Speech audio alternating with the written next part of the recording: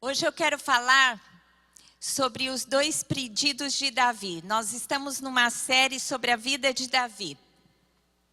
E Davi foi o 2º rei em Israel e foi chamado pelo Senhor, descrito na sua palavra, como o homem segundo o coração de Deus. E Davi tem muitas coisas a nos ensinar. E o Salmo 23, que é o salmo mais conhecido, não é? Da Bíblia, é um salmo de Davi. E ele fala sobre a figura do pastor e como o pastor cuida das ovelhas. E essa menção que Davi escreveu é porque Davi foi pastor de ovelhas.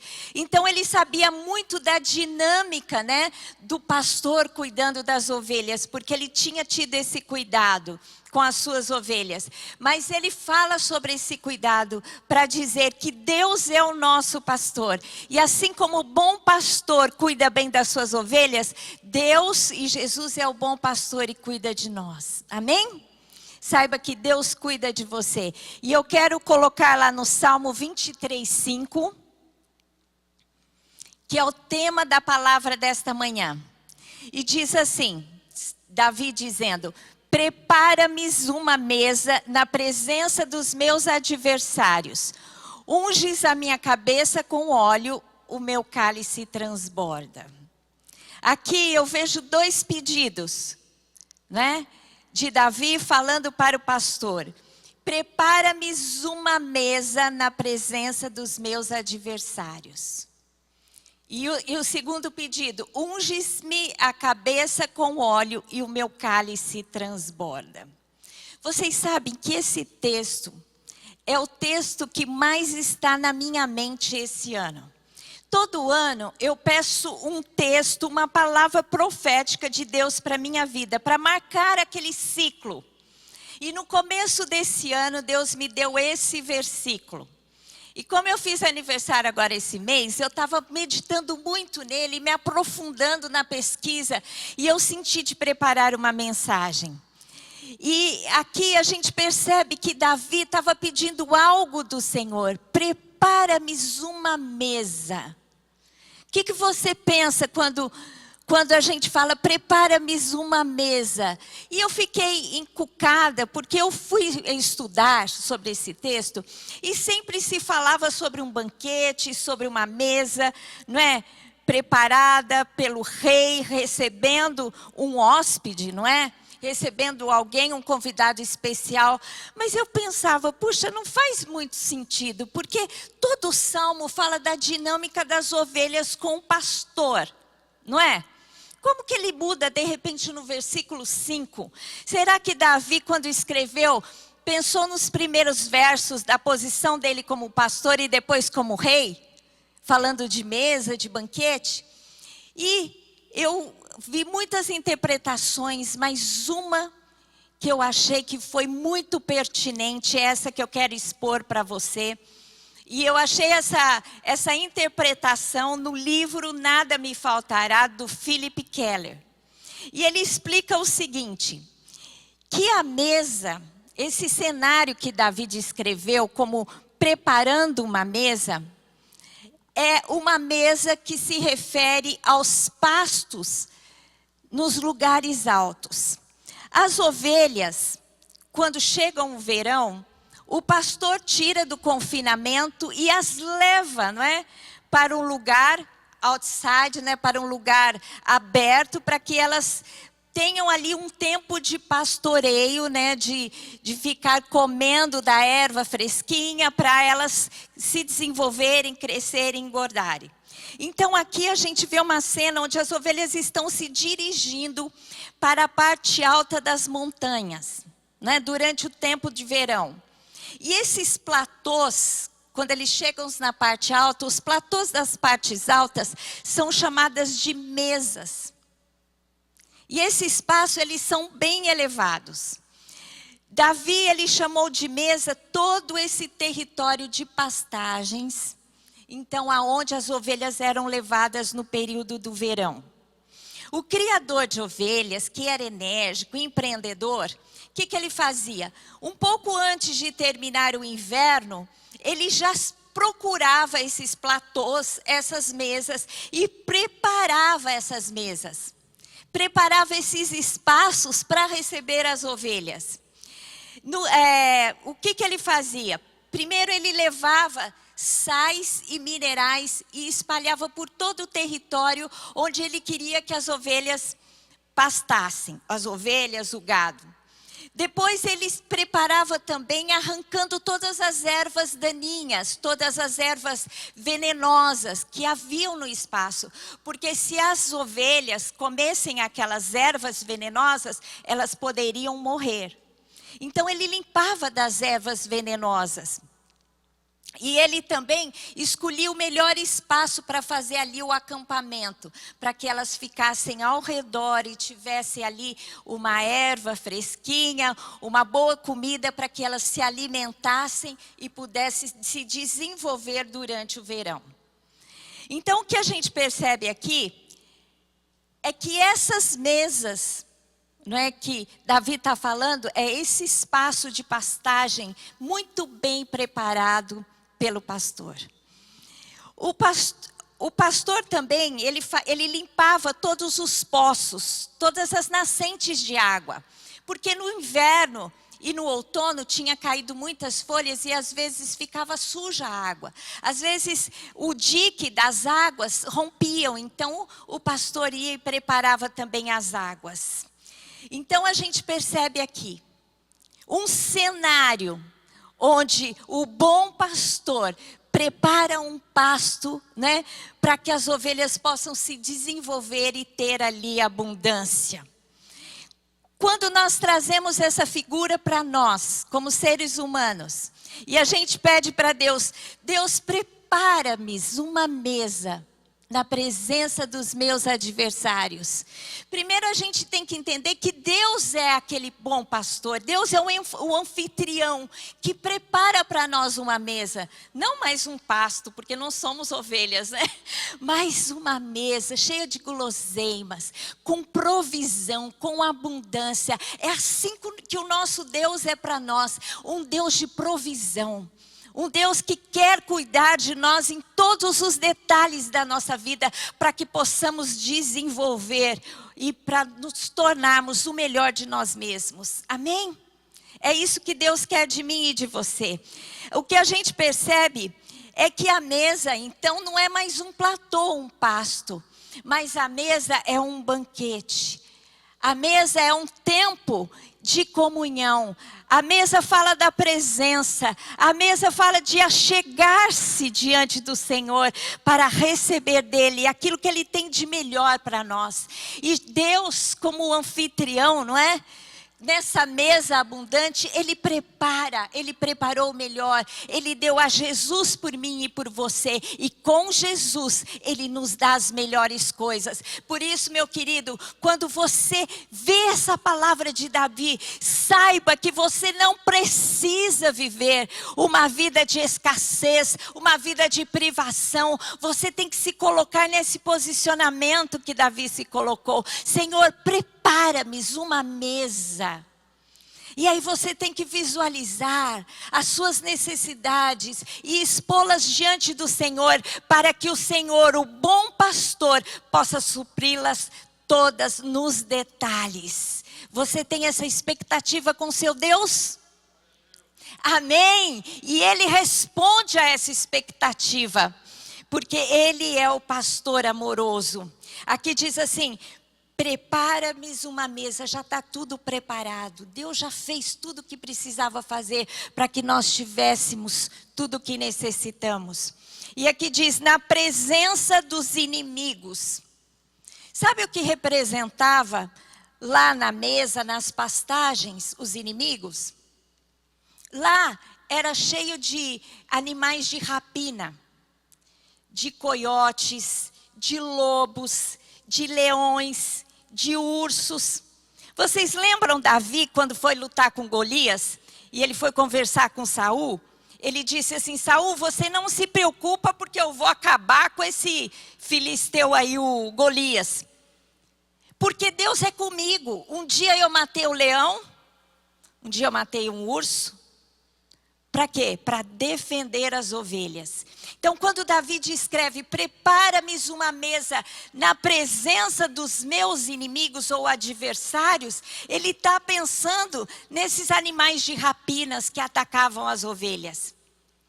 Mas no nosso caso, aqui, Deus nos protege dos nossos inimigos. E os nossos inimigos não são carnais, mas são espirituais. A nossa luta é contra Satanás. Não é contra a carne, contra pessoas, mas é contra o inimigo que às vezes fustiga, usa pessoas contra nós como fantoches para nos atazanar, não é? Para nos deixar desequilibrados, para nos machucar. Mas a nossa luta não é contra carne ou sangue.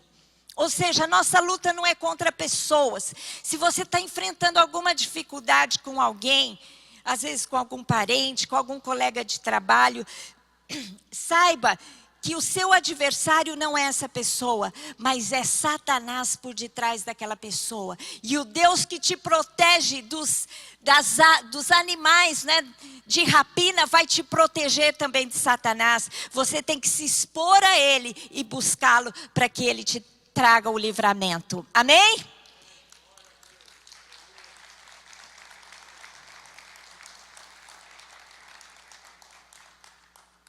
Os nossos inimigos também podem ser o mundo, o sistema do mundo.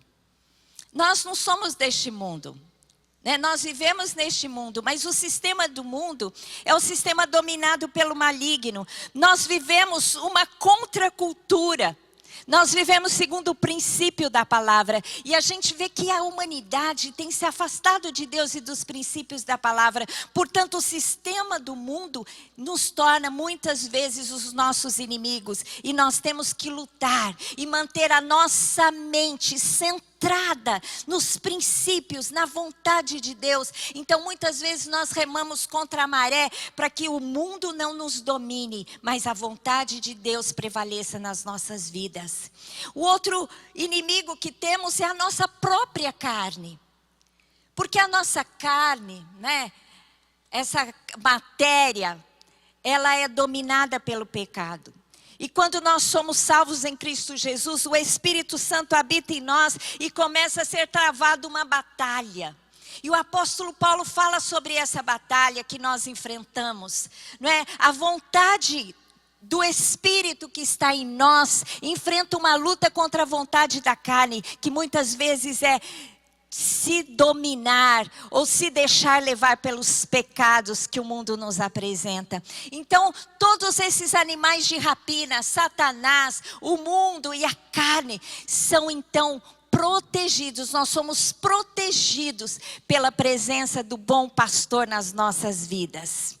Mas você sabe que também tem um menu nesse banquete, não é? As ovelhas têm um bom pasto, um pasto verdinho, gostoso, e ali elas vão se desenvolver. Mas nós temos um menu. E o menu que nós temos no nosso banquete, sabe qual é? São todas as promessas de Deus contidas na sua palavra. E sabe quantas promessas tem? 5.500. É isso que você tem no seu banquete. Você tem que abrir a palavra de Deus. E lá no Salmo 119, 103 diz assim: quão suaves são as tuas palavras ao meu paladar, mais doce que mel à minha boca. Quando você abre a Bíblia e você encontra uma promessa, aquilo você pode degustar como se fosse mel doce na sua boca, porque Deus preparou para você. Meu querido, é esse banquete maravilhoso que Deus está te apresentando neste dia. Se você tem falta de algo, saiba que é para você sair daqui crendo e abastecido, né, diante desse banquete maravilhoso que Deus nos apresenta. A Bíblia fala de 3 banquetes que Deus vai nos dar. O primeiro banquete acontece entre Cristo e a igreja. Lá em Cantares de Salomão, fala da história de um homem e de uma mulher, que é Sulamita e Salomão, Mas todo esse relacionamento de amor também é uma figura de Cristo com a igreja. Ou seja, é uma figura do nosso relacionamento com Deus. E Deus nos faz um banquete. Lá em Cantares de Salomão 2, 4 e 5, fala desse banquete. Leva-me à sala do banquete, e o seu estandarte sobre mim é o amor. Sustentai-me com passas, confortai-me com maçãs, pois desfaleço de amor. Olha que coisa mais romântica. Esse banquete é um banquete todo envolto em amor. O estandarte sobre nós é o amor. O estandarte do relacionamento de Deus conosco é o amor. Aquele amor que nada supera este amor. Nós não conseguimos mensurar a sua largura, a sua altura, a sua profundidade. Nada nos separa do amor de Deus, das nossas vidas. O estandarte sobre nós neste banquete é o amor. Por isso, meu querido, sinta-se o amado de Deus, a amada de Deus. Deus preparou um banquete para você, e aqui descreve: nós nos seremos envolvidos neste amor, sustentados com passas, com maçãs. Gente, vocês já comeram as uvas passas? É tão doce, né? As maçãs. Meu netinho adora uva passas. Ele só gosta de comer aquilo. Às vezes, quando eu vou fazer algum voto e tiro doce, eu fico comendo uva passas. Não é porque é doce. Tudo que se fala no nosso relacionamento de Deus conosco envolve um grande amor.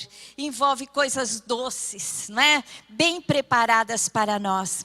Em Apocalipse 19, 9, fala de outro banquete. Agora, esse banquete vai acontecer, sabe quando? Quando nós, igrejas, formos arrebatados durante os 7 anos que vão acontecer aqui de tribulação, que o mundo vai ser sujeito a muitas catástrofes, não é? Selos, ao derramar da ira de Deus sobre a humanidade, nós vamos estar lá num banquete durante 7 anos. Assim como o casamento da noiva, do homem judeu, dura 7 dias, 7 anos durará o nosso casamento com Jesus lá nos céus. E em Apocalipse 19, 9 fala desse banquete. Então me falou o anjo: escreve, bem-aventurados aqueles que são chamados à ceia das bodas do Cordeiro. E acrescentou: são estas as verdadeiras palavras de Deus. Vocês sabem que eu amo decoração de mesa. Eu não sei quem me acompanha nas mídias sociais, que já viram as minhas decorações. Quem já viu, levanta a mão. Há muita gente. Eu tenho paixão por decoração de mesa, flores. E eu sou fissurada nisso. E eu fico imaginando essa festa de casamento que Deus vai preparar para nós. Eu fico imaginando. E um dia eu sonhei com essa festa, gente. Deus fala muito comigo em sonhos. E eu sonhei com essa festa. Eu vi uma mesa a perder de vista. Era tão extensa. E eu me aproximei dessa mesa. E essa mesa, tudo nessa mesa era feita de prata. E eu toquei na toalha, porque eu amo tecido, toalha de mesa, qualquer coisa que veste a mesa. A gente, quando vai para a Itália, pode ser o restaurante mais simples que for, tem uma toalha com tecido bonito, porque a Itália fabrica muitos tecidos bonitos. E eu tenho paixão por isso. Então eu tive um sonho que eu via essa mesa. E essa mesa era tão decorada, era uma coisa assim que parecia dos céus mesmo, de outra esfera. Era a coisa mais linda, mas quando eu me aproximei da mesa, eu queria ver uma coisa. Eu queria sentir o tecido da toalha da mesa.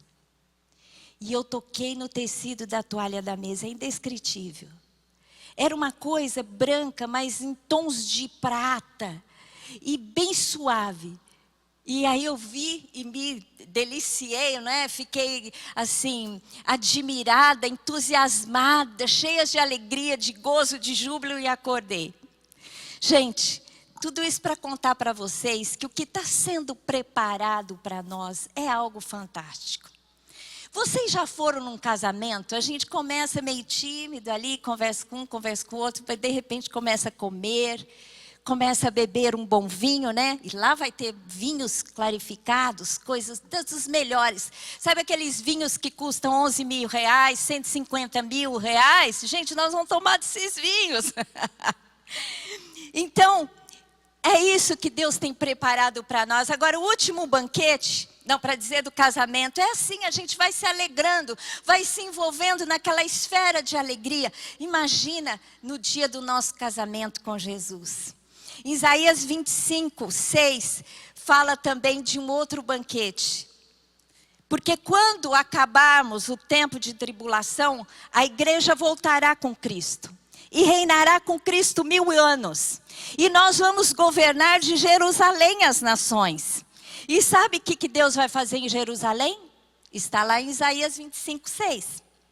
O Senhor dos Exércitos dará neste monte, que é o Monte Sião, a todos os povos um banquete de coisas gordurosas, uma festas com vinhos velhos, pratos gordurosos com tutanos e vinhos velhos bem clarificados. Oh, glórias! Sabe aquela churrascada com aquela gordurinha, com tutano, com direito à gordura que não vai engordar porque não vai ter mais maldição? Glórias! Isso é coisa para gaúcho, não é coisa para você não. E aquele melhor vinho, vinhos clarificados, vinhos velhos, né? Aquele que já foi maturado, os melhores que podem existir. É isso que Deus está preparando para nós. A mesa das ovelhas, comparado com isso, não é nada, não é? Mas Davi usou essa figura para dizer que tem algo sendo preparado para nós. E o banquete começa hoje, porque a vida eterna é essa. A vida eterna não começa quando você morrer e for para o céu, não. A vida eterna é esta, diz a palavra, que te conheçam como a único Deus e a Jesus Cristo como Senhor. Você conhece a Deus como único Deus e a Jesus Cristo como Senhor, você já está vivendo a vida eterna. E esse banquete já está na tua frente. É só você estender a mão e pegar a sua provisão, meu querido. Não precisamos passar dificuldades. Creia, se apresente e deguste das maravilhas que Deus tem preparado para nós. Amém?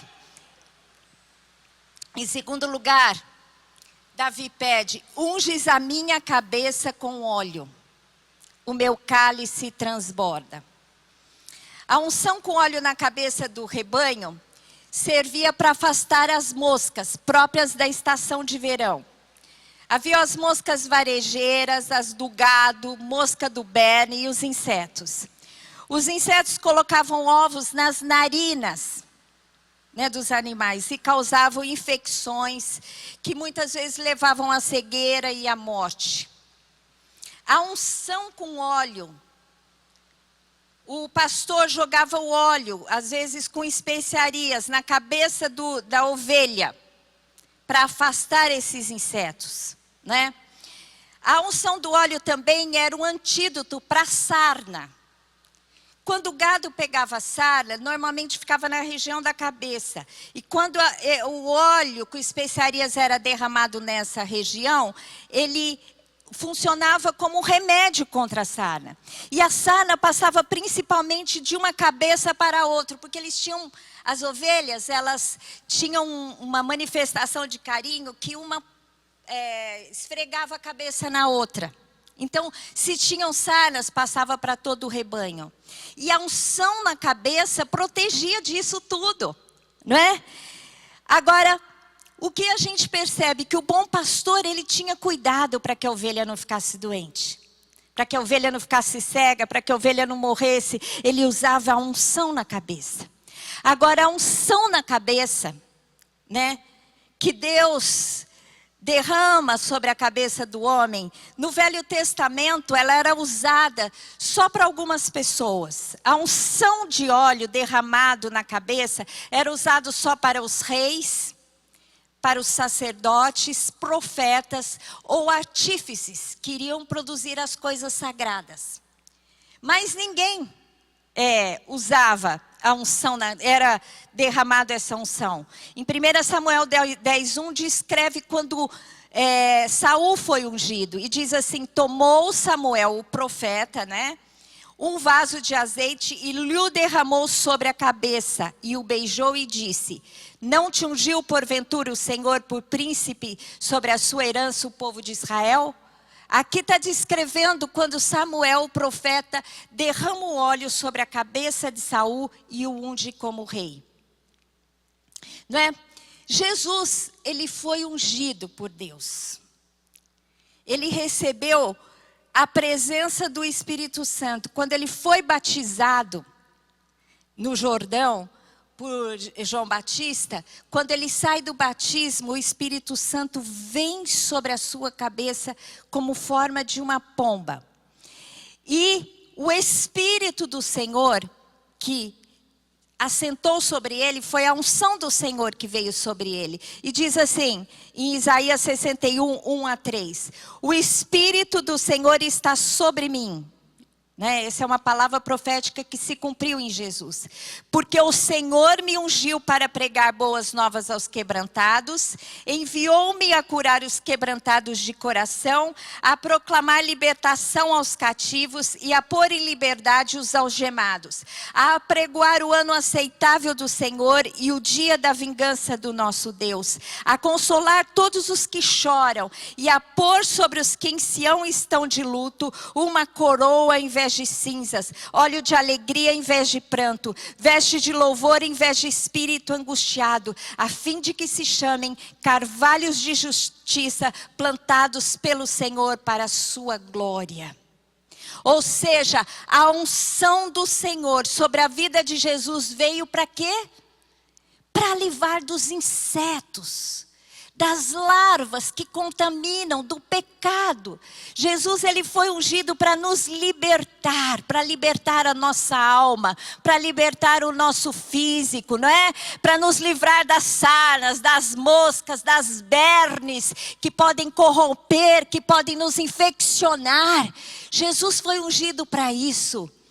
E ele fez uma obra completa. E hoje, quando nós entendemos que ele foi ungido para nos libertar, a unção vem sobre as nossas vidas. Porque quando nós aceitamos Jesus Cristo, nós somos ungidos pelo Espírito Santo de Deus. Em 1 Coríntios 12:13 diz assim, pois em um só Espírito, todos nós fomos batizados em um corpo, quer judeus, quer gregos, quer escravos, quer livres, e a todos nós nos é dado beber de um só Espírito. Amém? A unção de óleo derramado na sua cabeça significa que você bebeu do Espírito Santo de Deus. Quando você entregou a sua vida para Jesus, o Espírito Santo, você foi imerso num batismo do Espírito Santo. O Espírito Santo mora em você, está dentro de você. Você pode imaginar que o Deus tão grande e imensurável, Deus decidiu viver em você, na porção mais íntima da sua vida, nos santos dos santos, restaurando, dando vida ao seu espírito, glória a Deus, aleluia. Que obra maravilhosa de redenção. Por isso que Davi pediu, unge-me a minha cabeça com óleo. Davi um dia foi ungido como rei. Mas hoje nós somos ungidos como sacerdotes reais. Nós somos embaixadores de Deus na terra. Nós representamos o nosso Deus na terra. E 2 Coríntios 1:21 diz assim, mas aquele que nos confirma convosco em Cristo e nos ungiu é Deus. Diga assim, quem me ungiu foi Deus. Eu estou ungido. O óleo já foi derramado sobre a sua cabeça, meu querido. A presença do Espírito Santo te limpando de todos os seus inimigos, das bernes, das moscas. As moscas que ficavam atormentando o gado, ficavam voando, eles ficavam atormentados. Muitas vezes eles batiam a cabeça no chão, batiam a cabeça nas árvores para se livrar daquele tormento. E hoje a ação do Espírito Santo na sua vida te livra de tormentos, de opressões do inferno. você tem que tomar posse, você tem que entender que o Espírito Santo na sua vida te livra dos tormentos de Satanás. Amém? A unção poderosa do Espírito. A unção do Espírito Santo traz poder sobre as nossas vidas. Efésios 3,16 diz assim: para que segundo a riqueza da sua glória, vos conceda que sejais fortalecidos com poder, mediante o seu Espírito no homem interior. Essa unção que vem sobre você, meu querido, que é a presença do Espírito Santo, te torna poderoso. Às vezes a gente quer ouvir tantas palavras, não é? De encorajamento, de empoderamento. A gente quer ouvir os coaches da vida dizer que você pode, né? De dizer que o poder está em você, no pensamento positivo. Gente, o poder está em você. Mas não é nada que você faça, mas é a unção do Espírito Santo em você que te empodera. E quanto mais o Espírito tiver de você, mais você se livrar da vontade da carne e se submeter ao Espírito de Deus, mais poder você vai ter na sua vida. Você vai ter poder para orar pelas pessoas e elas serão curadas. Você vai ter poder para dizer para o diabo: saia da minha casa, saia da minha vida, saia da minha família. Você vai ter poder para dizer: sai o espírito de roubo da minha vida. Você vai ter poder, porque a unção já foi derramada sobre a sua cabeça. Em Efésios 1,19 diz assim: e qual a suprema grandeza do seu poder, para com os que cremos, segundo a eficácia da força do seu poder. Gente, é tão grande isso, eu amo esse versículo. Porque o versículo diz assim: suprema é coisa no alto, grande, elevada. Grandeza fala de largura e poder fala de força. Força do seu poder. Ou seja, a presença, o óleo derramado na sua cabeça te coloca à disposição a suprema grandeza do poder de Deus na sua vida. Diga assim: o poder que está sobre mim é tremendo, é maravilhoso. Você tem que se apossar dele. Você tem que agir, você tem que crer, você tem que comandar os céus. Se você orar, se você determinar a forças na sua palavra, então Deus quer te dar uma vida abundante, uma vida de poder. E para finalizar, a palavra diz: e o meu cálice transborda. Aqui, inclusive o Philip Keller, ele sugere uma interpretação que eu achei muito fantástica. Porque ele foi pastor de ovelhas também. E ele disse que quando está terminando o verão, antes das ovelhas serem recolhidas, porque quando termina o verão, começa o outono e depois o inverno, os pastores recolhem as ovelhas, né, e elas ficam confinadas no inverno, porque em muitas regiões até nevam, né, de Israel. Então aqui, ele descreve que quando começa o outono, tem muitas tempestades e a temperatura cai. E as ovelhas, elas ficam muitas vezes com muito frio, congeladas. Elas até deitam assim, tentando se esquentar, mas quando elas deitam, elas entram em contato com a terra fria, às vezes elas se congelam mais. Então o que ele fazia? Ele colocava um pouco de vodka na água e dava para as ovelhas para elas esquentarem. Então ele sugere que Davi talvez esteja falando sobre isso, porque a bebida da época era vinho. O meu cálice transborda seria assim: que eu tenha abundância para aquecer as minhas ovelhas, né? Dando a elas um pouco dessa bebida que pode aquecer. E eu creio que esse transbordar da taça, né, do nosso vinho, fala sobre um tempo de plenitude e alegria. Esse transbordar fala de plenitude, porque a presença de Deus traz plenitude, traz alegria nas nossas vidas. Efésios 3,19 diz assim: e conhecer o amor de Cristo, que excede todo entendimento, para que sejais tomados de toda a plenitude de Deus. Quando você chega nesse banquete, onde o estandarte é o amor, a plenitude faz com que você tenha a revelação completa do amor de Deus, e então você se torna pleno. Em Romanos 5:5 diz assim: ora, a esperança não confunde, porque o amor de Deus é derramado nos nossos corações pelo Espírito Santo de Deus. Ou seja, o Espírito Santo faz uma obra para amolecer o seu coração, para que você sinta totalmente envolvido, embriagado no amor de Deus. Não é lindo isso, gente? Como que nós não vamos entender o amor de Deus por nós? Deus te ama tanto. Deus ama cada um de vocês, cada um que está aqui ouvindo, cada um que vai ouvir depois essa palavra pregada. Deus nos ama e Ele quer nos envolver neste amor, né? Para gerar a plenitude e alegria, porque o fruto do Espírito é alegria. O vinho, o transbordar do vinho fala da plenitude da alegria. E quando você é cheio do Espírito, é uma fonte a jorrar de você. E você se torna essa taça que transborda para aquecer aos que estão ao seu redor. Amém? Glória a Deus. Você pode nesta manhã fazer esta oração como Davi fez. Prepara-me uma mesa.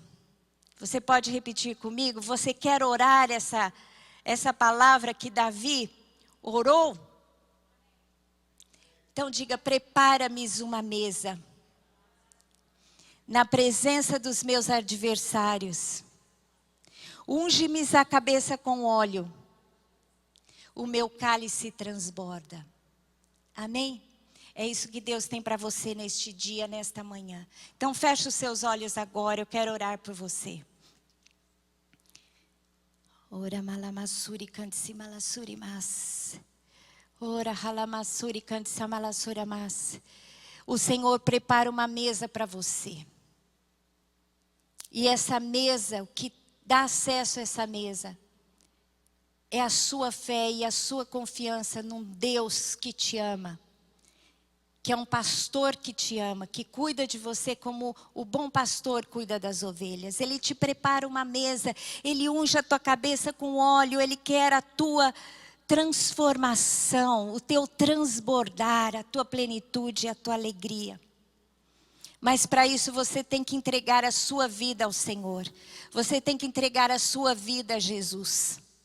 Se você não fez isso ainda, você tem a oportunidade de fazer isso agora. E como a gente faz essa entrega? A gente declara: Senhor Deus, eu quero entregar a minha vida, porque eu quero estar presente neste banquete. Eu quero que esse banquete seja preparado para mim.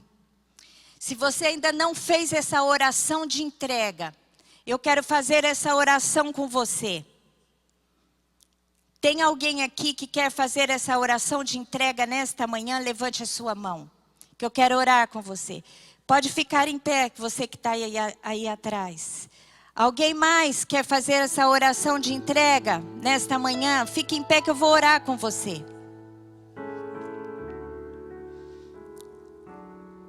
Você repete comigo, está longe, eu não sei se é homem ou mulher, não estou conseguindo enxergar. Mas ora comigo agora, e você que está assistindo essa palavra online. Se você quer entregar a sua vida para Jesus, tem um QR Code aí que você pode acionar.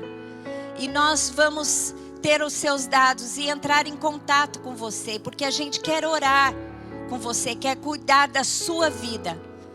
Para que você caminhe os passos com Jesus. Amém? Então feche os seus olhos agora e vamos orar. Diga assim: Senhor Deus, eu entrego a minha vida ao Senhor. Eu me rendo agora ao sacrifício de Cristo. Senhor Deus, perdoa os meus pecados. Livra-me, Senhor Deus, dos meus adversários.